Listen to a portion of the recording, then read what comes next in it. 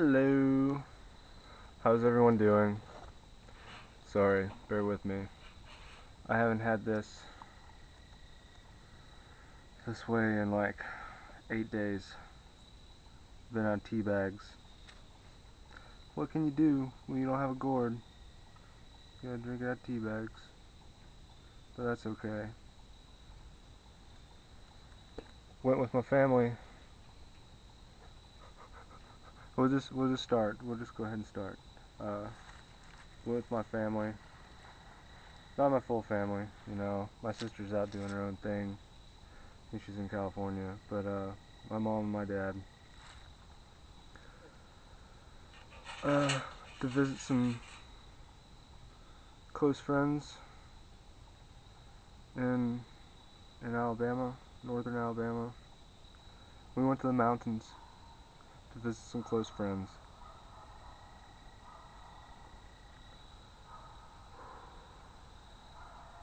It's so good. And for like a week, originally, with a few others, you know, getting together, spiritually like-minded, per se, people, talk about some things. So met some interesting people, made you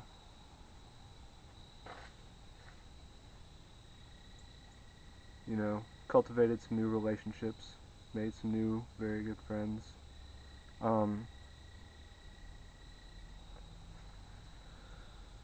But wow, what a week, great week. I won't go into details, just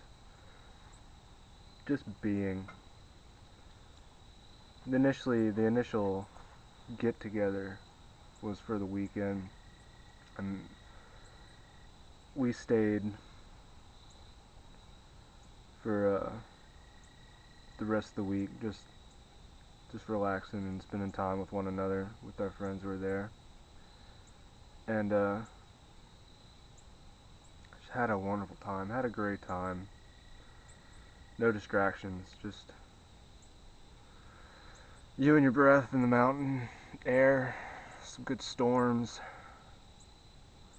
But got back last night at 11:11 actually. I mean, not exactly 11:11. You know, we pulled into the driveway at like 11:12, but you know, we were within like 50 yards of our house at 11:11. It's pretty neat. Today I woke up at like 10:30-ish, we'll say. I didn't go to bed last night till like 1-ish. But I wake up, and my mom wakes up not long after me, and we get a call from somebody that one of her friends, that I believe it's pronounced Geshe-la, if I'm not, whoops, is a teacher, a High Lama, a Buddhist monk, was in Nashville at her daughter's home, and she was having like an open house for a few hours to meet with him, talk with him, you know, listen, it's like that, share some time together. She knew, you know, I was interested in this kind of stuff, and she was, and she asked if we wanted to go, and I was like, well, yeah, let's go. So we got dressed and drove the 35 minutes to get up there, and man, I'm such a Buddhist, it's not even funny, being, you know, witnessing this dude. I didn't call him a dude while I was there. But what a presence, what an individual. Just a wonderful individual. Couple neat things. The initial finding out about it, I went, you know, got some clothes on, I hadn't washed any clothes, so I just put on some things that weren't dirty. And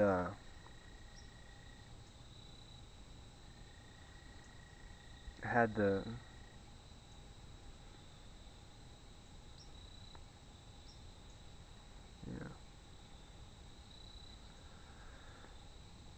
the feeling I needed to give this guy something.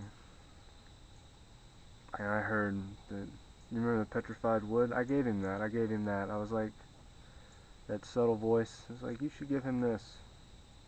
You know? You should give him this. Have him something he can take back. You know, it doesn't belong to me anyways. It just kind of came into my possession. Rolled out of the hill. And, so yeah. I almost didn't, you know, bring it with me. That piece of wooden stone, that petrified wood. But it's just like, no, you need to go, you need to go get this. And I went and got it and put it in my pocket, and when we were all done with our little talk and everything, and everybody kind of dispersed and gone to eat some food, it's like, here, I have something for you. I gave it to him. I think he liked it. It's pretty cool. It's a cool piece of, you know, and I told him, you know, how I came by it. And of course, all of them, they're so humble that just, whoa! Stay! Dog was chasing a cat. Cat is faster than he is. It's just, I think I'm glad he has it. Another neat thing, somebody asked for like a blessing, you know, a, I think the word blessing was used, but to perform like a mantra, you know, something, so we could, we could be a part of some practice. And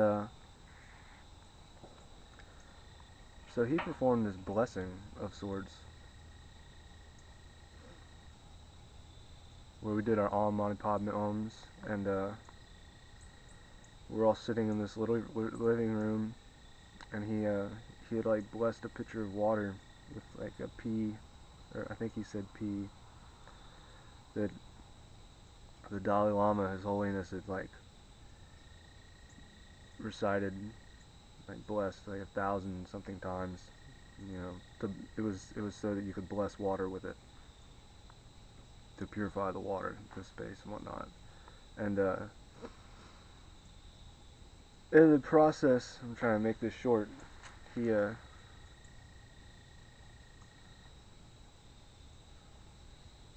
he wanted to visualize, like, cause you only just a little water, but just like a shower, and then just like your light body or your more subtle body, like the lighter, not light like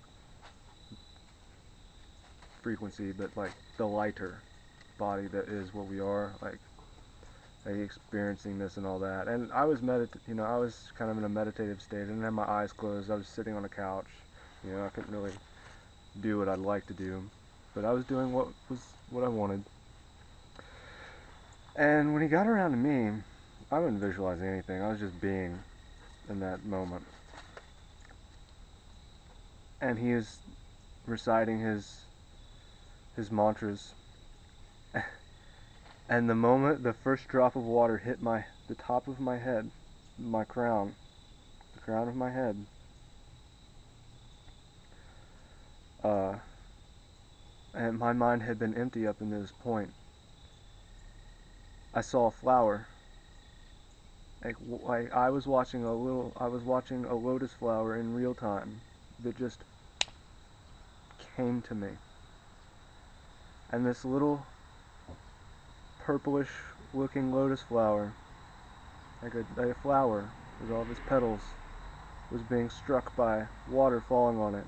And in real time I watched these water droplets, and cascade down these many petals as they hit this flower. And it just, all in that moment, this came to me. And it was, it was a beautiful experience. And I was really surprised that, you know, for not thinking of anything and just being in that spaciousness with my breath at the time, that image, and of all images, of all the things, that image came to my head, and that I just got to sit back as he was chanting, reciting his lines, and performing this action, that I was witnessing this happen in my mind's eye. And it was super cool. It was really cool. But we're getting up on 11 minutes, so I'm going to stop. I love you all very much. Take care. I'll talk to you soon.